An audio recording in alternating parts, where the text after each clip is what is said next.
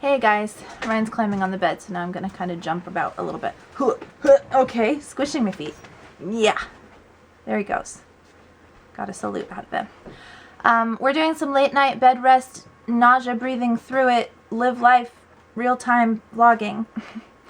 I am super sick, and I keep waiting for it to pass so that I can make this video because I did part 1. I didn't want part 2 to be a whole week later. It's just not passing. And on top of it, I'm officially on bed rest, hopefully temporarily, but I just decided, let's just turn the camera on and start talking. I think I probably have Kelly Kapowski hair. I might be out of focus. Everything's probably yellow. This all sort of fits. It just makes sense right now. I'm going to try really hard not to furrow my worried eyebrows through the whole thing too. Let's just jump in and talk about all the pregnancy stuff that I told you guys that I was going to follow up with in part 1. And I want to tell you everything in this video. I don't want to have to put it off to another one. So we're just going to let it go as long as it needs to be. And if you don't want to sit and jibber jabber with me the whole time, then I will try my hardest to put a table of contents down below that you can just sort of click through whatever questions you're interested in. That might take me a while because this fragile little delicate vessel body of mine only wants to be a bump on a log. If I do anything else, like typing or concentrating, then I'm running for my Martha Stewart puke pot. It's a classy puke pot. It's right over there. It's been my friend, or maybe it's my foe, I don't know. Sometimes just knowing it's close makes me feel like I have to throw up, so I guess I'll go with foe. First off, the reason why I'm on bed rest. Unfortunately, the spotting that I thought had stopped at 7 weeks and 1 day returned at 9 weeks. 9 and a half? Almost 10 weeks. And now I am at 11 weeks today, exactly. My weeks turn over on Sunday. And it's been sporadically consistent, if that makes sense. Steadily sporadic. So I'm trying not to worry about it. I do have a Doppler, so I've been able to hear the baby's heartbeat. I'll put a link to the video that I watched that showed how to show the baby's heartbeat and differentiate it from your own heartbeat. It was really helpful, and I'm very confident that I did hear the baby's heartbeat. So that's been nice, you know, through this unexpected, not knowing, wait and see, what is my body doing kind of thing. Some of you guys know about Scarlet, my pregnancy with Scarlet and my experience with her. I had bleeding with her until I was 5.5 months, and it was pretty significant. However, I knew what was going on because I had an early ultrasound that showed that I had an SCH, which I'm probably going to pronounce this wrong, but it's a subchorionic hemorrhage. And the idea is when the egg implants and as it grows and the gestational sac forms and everything, depending on how it's implanted and depending on your uterine lining, it can tear away from the uterine wall. Sometimes the placenta can tear away as well. And for the most part, they're really common, and they usually resolve themselves. Not only do they heal and sort of reabsorb, but your uterus at that time is an amazing machine, right? It's made for growing and healing and doing miraculous, amazing things. So they usually can heal themselves pretty easily in its own little self-repair. But if the placenta is separating from the uterine wall, then that can threaten the miscarriage because obviously your baby needs a placenta and it needs to be attached. So with Scarlet, I was at a moderate high risk for the first 5.5 months of the pregnancy because I had an SCH that was pretty substantial and it was threatening the placenta for a little while there. As soon as it starts shrinking, as soon as the hemorrhaging, so an SCH is a tear that results in blood clots and hemorrhaging, which is basically the same thing. As soon as it starts shrinking and the tear is getting smaller when they do the measurements, then usually you are out of the woods. And that's how it was for me. I think it got to 28 centimeters, I would assume millimeters, and shrunk all the way down to like 11. And then shortly after that, she said, we don't even need to measure it anymore. It's definitely on the mend and you're going to be fine. And all was well. So with Scarlet, it was a rocky road for quite a long time. 5.5 months is, you know, more than half of my pregnancy, basically. But I knew what was going on and I felt well taken care of and I felt very confident. This time, I had an early ultrasound to figure out what the bleeding was. Once you have an SCH, you are not prone to have them next time because it's all about how the egg implants and things like that, from what I've heard. I mean, this is all what I'm not an expert. But when I had these symptoms, I went in and they said that this time I do not have one and that this is unexplained bleeding. So that makes it a little trickier because I don't know if my body is actually trying to shed the pregnancy or if maybe when I'm stretching or things are growing, that maybe that's what's causing it. Maybe it's actually a positive thing. The unknown is harder for me. But having the Doppler from Megan has been a godsend because I can listen to that baby's heartbeat and feel a little bit more confident. So that's that, and that's about Scarlet's pregnancy too, because some people did ask about that. First question on the list from last time was, what have I done to cope with the nausea and what does it feel like? Well, it feels like two things simultaneously. You know that feeling when you are so hungry that you actually start to lose your appetite and you feel your stomach sort of eating in on itself and kind of contracting in? I have that all the time. Non-stop, my stomach feels super empty and I feel like, oh, I gotta eat something or I'm going to get sick. But I no longer have any appetite. I have no interest in any food whatsoever. So that's all the time. On top of that, I usually have some sort of seasickness or like car sickness feeling. I'm not dizzy, I just want off the ride. I just feel sick. It's kind of like if you were force-fed all of the drippings after McDonald's entire day of cooking and you just had to drink that with a straw or something. That's how I feel. Sorry, that visual got me. So, how am I coping with it? Well, I'm trying to do as many natural things as possible, and I will talk about medications. Sorry, gotta refresh my notes here, but naturally, I am starting by every morning I eat a yogurt. I don't want a yogurt. My body doesn't really even want a yogurt. Well, okay, my body doesn't get along with itself right now, so my brain can think rationally, and my brain thinks big breakfasts with lots of variety of food and flavors and tastes sound great. In fact, my mouth agrees with my brain. My esophagus does not. My esophagus just wants yogurt, and I think my esophagus is the dictator of this whole machine. Yes. So I eat one every morning, and I don't crave it, and I don't want it, but I know that my stomach will hold it, and I won't lose it later. I have been throwing up more than the last vlog that I said, and with Scarlet's pregnancy, when I threw up, it was like, I think I'm gonna sneeze. Achoo. It was the same way, like, I think I'm gonna throw up. Time to trot into the bathroom. This time, it's like, it's the flu feeling. I am sweating, my eyes are tearing, I have tears streaming down my face. I'm not crying, it's just like my body is pressing everything possible out of me.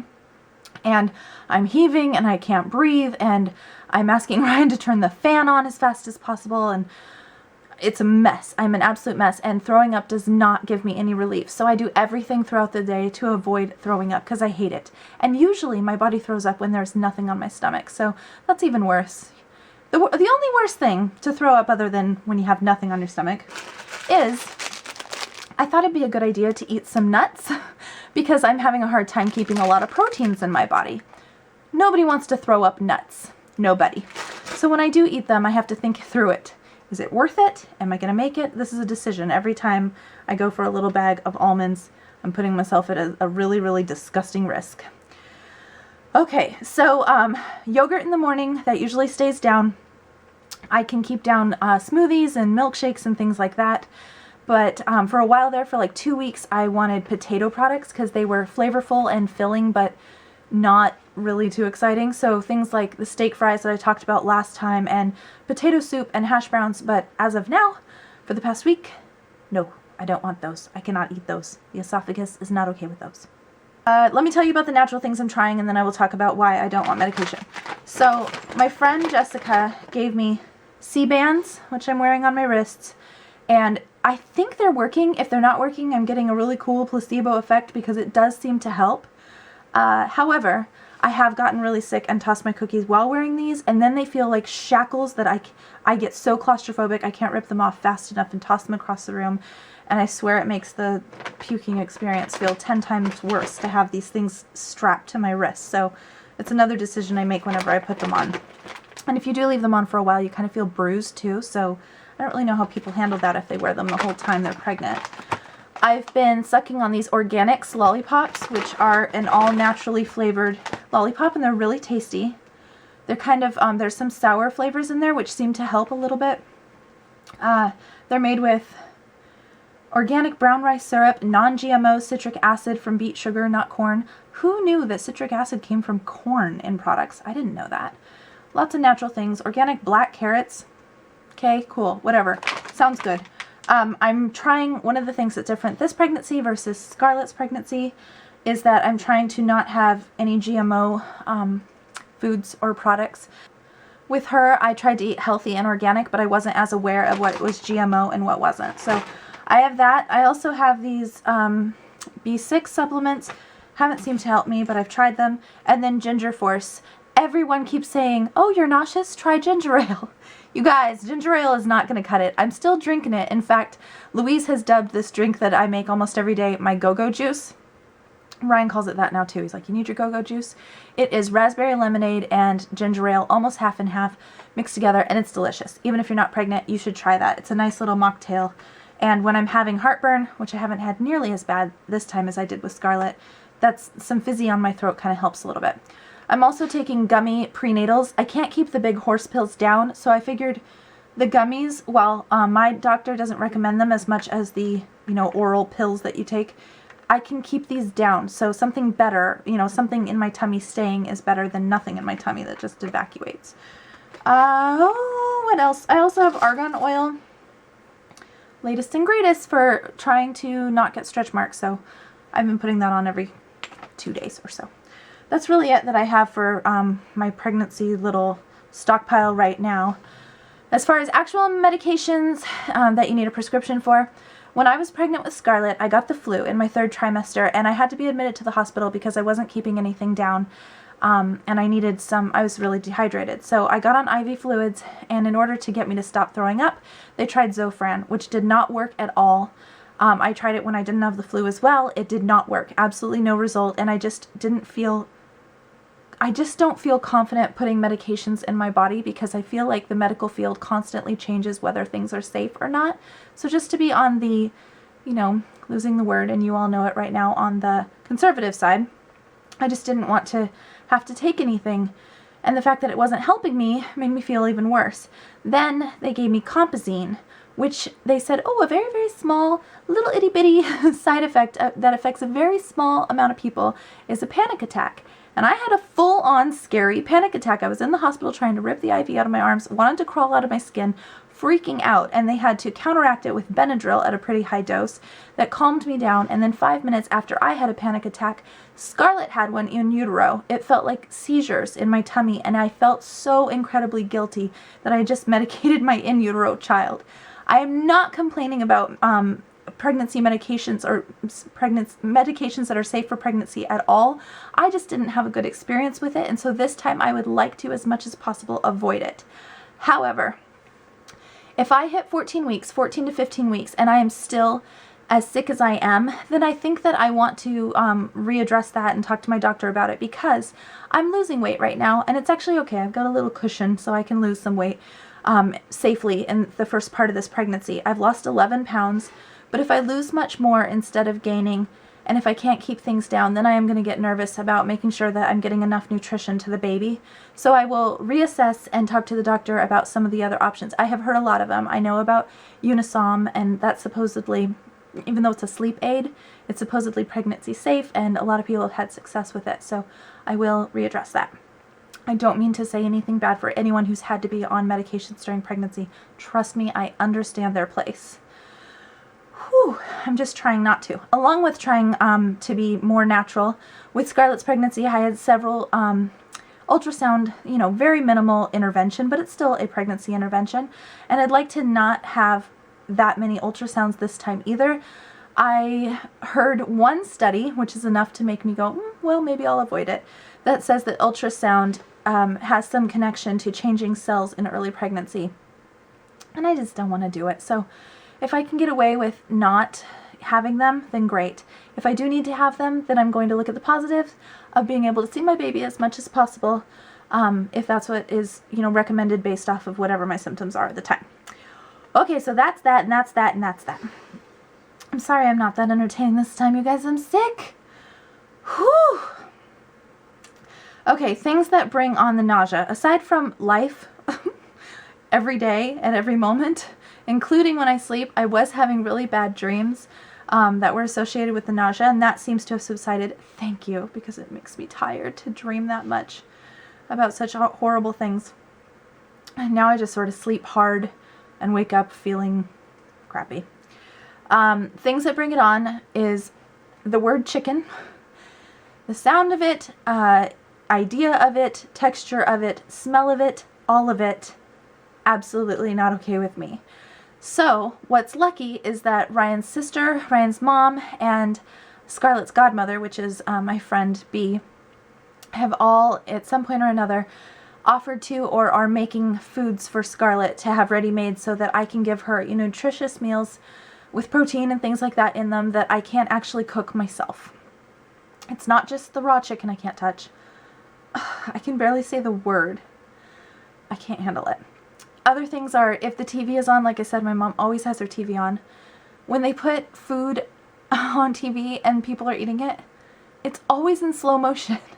The slow motion is what bothers me. Just the fact that they are I can't talk about it. You get the idea.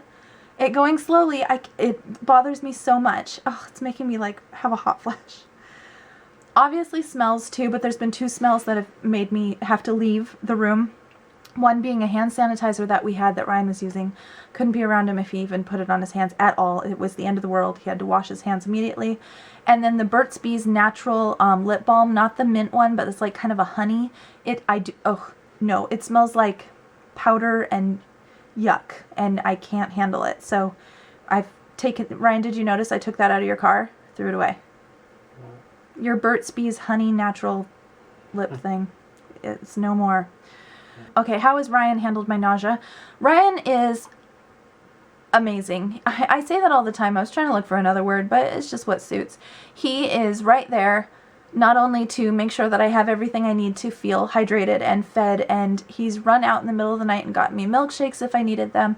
He's already gone on several pregnancy hunts to try and find things that I can eat at the grocery store. He makes sure that I have a pot readily available if I need to throw up, and he's willing to clean it up after me. However, I have not been willing to let him do that, so I always afterwards, in the like couple of brief moments I have of reprieve afterwards, try and clean up a little bit after myself because it's just too gross. So yeah, anything that you could think of that you would want a husband to do while you are pregnant, Ryan is doing. On top of that, his entire family, his sister, his mom, and then my mom too has really tried, because most of you know my mom's ill. She's tried to pitch in. She's even had to make Scarlet dinner once, and it took her like an hour and a half to just get a couple things ready, but she did it, and that's great, because that night I was so sick. If it weren't for her, Scarlet would have had a handful of puffs and a banana or something like that. That's all I could have gotten to her until Ryan was home. I'm going to back up a little bit here. I had a note. Oh, some fun pregnancy memories. So I already have a couple. Most of them are involving Scarlet because I didn't experience that the first time, having a little girl who's already embracing things. Today, her Auntie Steffi asked her what was in Mommy's tummy, and she said, a brother. So maybe she knows something. But that's so cute. She already is starting to associate. She knows what brothers and sisters are, and I don't really know where she got that, but she saw these 2 kids and she said, look, Mommy, a brother and a sister. And she was right. So that's good. She's learning that as she's getting closer to being one. And then the other day, I was feeling really sick, and I hopped in the shower, and I sat at the bottom of the shower in the tub at my mother-in-law's house, and I just let the like steam kind of pour down on me, and the hot water sort of distract me. You know, the water droplets and stuff on my tummy distracted me from feeling nauseous. And then Ryan came in and asked me if I needed anything, and I said a tall glass of ice water and some pickles. So super pregnant cliche, and now it sounds horrible, but at the time it was the best thing. I could not eat the pickles fast enough, and I felt like I was at some weird pregnancy spa. It was amazing. So it was like a delight. Like I actually felt like, this is wonderful. There was joy. Joy came along with ice water and pickles. Okay, do we want a boy or a girl? So if our life provides, you know, and we're able to expand our family as much as we like, you know, right now, if you just take out things like house and health and finances and all that stuff and just assume it's all going to fall into place, then we would like to have 3 kids. And we would like one of those to be a boy. We already have our girl, and I really wanted a little girl first. I'm an only child, and I'm a girl, and I always just pictured the same sort of things that I got to experience with my mom, with my own daughter. And so now I have that, and so I would like to experience what it's like to be the mother of a son. However, I really want Scarlet to have a sister. I never had one, I always wanted one, and I really envied watching all my friends talk about their siblings and, you know, sisters and just the amazing bond that they have. So I'm leaning a little bit more towards girl, but I do eventually want a boy, and if this is my only chance to have a boy, then I want a boy, but I want Scarlet to have a sister. I don't know. And Ryan, I think he's gone back and forth. At one point he's like, let's fill this house with girls, but he does want a boy too. You know, every guy wants a boy. So we're back and forth. If I had nurseries to do and could, you know, decorate rooms and just picking off of that, I kind of want a boy because I have really fun, nursery ideas for a boy. But girl clothes, I just, you know, whatever. Healthy, happy baby. I just thought I'd try and give you guys an actual definitive answer because everybody says healthy, happy baby, which is the truth. Everybody wants a healthy, happy baby. For different reasons, I would like a boy and a girl. I would like this one to have hair, but from what I've heard, if you have one bald baby, they're all going to be bald. Will we do an anatomy scan? So yes, I will be doing an anatomy scan, and we will let you know if it's a boy or a girl. Hopefully I won't have to have any other ultrasounds other than that one that we're planning for.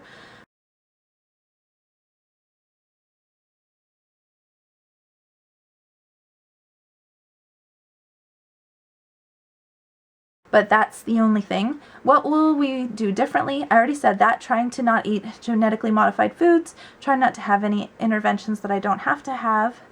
And I have a Doppler this time. That's really it. Oh, and using the argan oil. I didn't use that last time. And I did have stretch marks last time. They have faded. They're only around my belly button. They're still noticeable, but, you know, not really.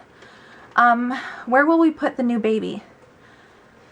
I'm sorry, guys. I'm feeling nauseous. I'm going to have to come back just a little bit.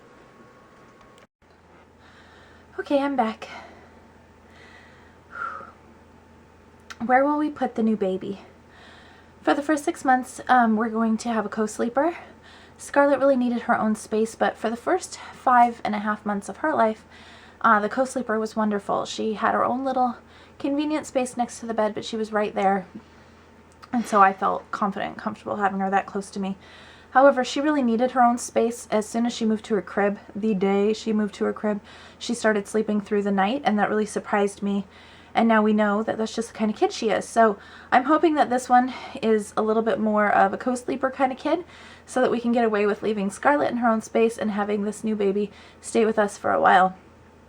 Eventually, they will share a room for hopefully only a year. And we'll all just have to adjust and make that work. But after that, Ryan and I have plans to try and make it so that the kids can have their own room. And lastly, will my mom still be living with us then, as in when the baby is born? No. We are moving towards my mom getting out of our house and us having our bedroom back.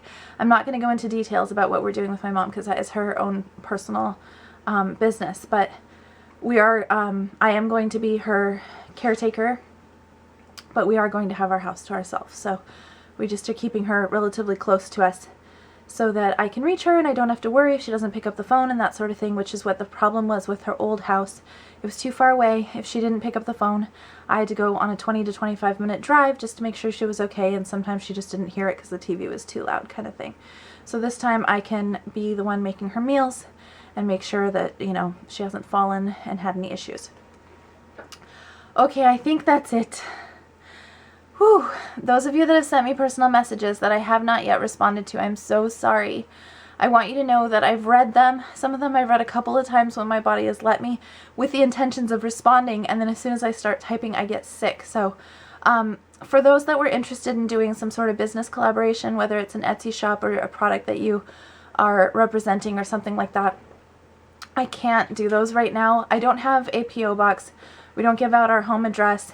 And I'm just not in a place to be able to represent whatever the product is that you are interested in me doing a review on or something like that. I'm not accountable right now. I don't know when I can get a video up. I can't prepare myself. So for now, I'm going to just have to decline and say thank you for thinking of me though. But I'm just not in a good place for any of that kind of stuff. Growing a baby for my body is hard work. It's not easy on me. And I just have to lay here. I really am just a vessel. Chattering, talking, frowny, furry brow, Tiffany Amber Thiessen hair, pregnant vessel. Oh, belly shots. I know everybody wants to see a belly shot. One, there's a lot of weirdos on the internet, and a lot of them like belly shots, so I will not be doing bare tummy belly shots, and if I do have one in a video, I don't think I will label it as having one, because I don't want to attract them for no reason. I will do belly shots with my clothes on. It's good, it's just, you know, my number one thing with being on the internet is keep my clothes on.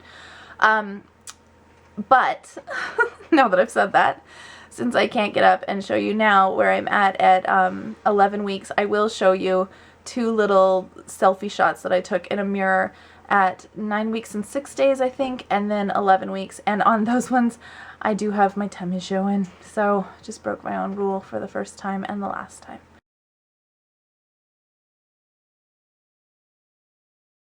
That is all. Did you watch the whole thing? Tell me if you did. What else do we need to know? Baby names and stuff? We'll talk about that later. There's lots more to talk about, but I think we got it covered. I feel pretty good right now. Good night.